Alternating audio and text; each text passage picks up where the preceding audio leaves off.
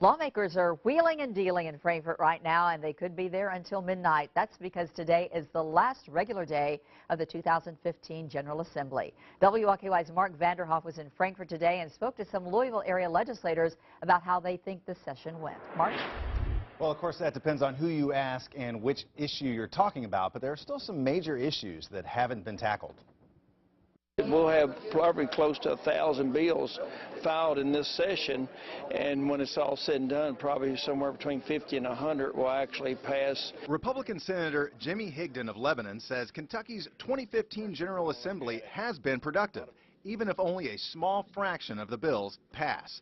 So far, both chambers have approved bills to create more oversight of public pensions, prohibit large breweries from owning beer distributors, and allow telephone companies to get rid of some landline service.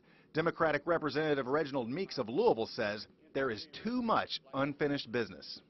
Unfortunately, it may well be that when all is said and done, more will be said than done. Not yet passed are bills to combat heroin, extend protective orders to dating relationships, and fully fund the teachers' pension system. Republican Representative Jerry Miller of Louisville tried to push for some changes to the local sales tax option bill. I think had they made some modifications in the House, it might have had a better fate in the Senate.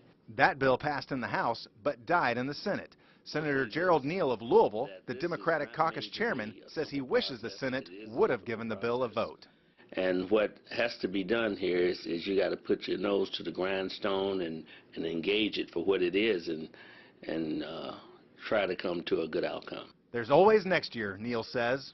They always kind of compare it to making sausage. It's not a pretty process. The end result is good, but the process can be, it's not for the faint-hearted.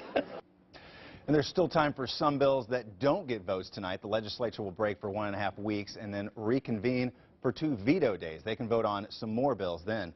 Lawmakers from both chambers are hopeful some kind of legislation for heroin will be passed. If they can't pass a compromise bill, they hope to hammer out something in a conference committee. Mark Vanderhoff, WLKY News.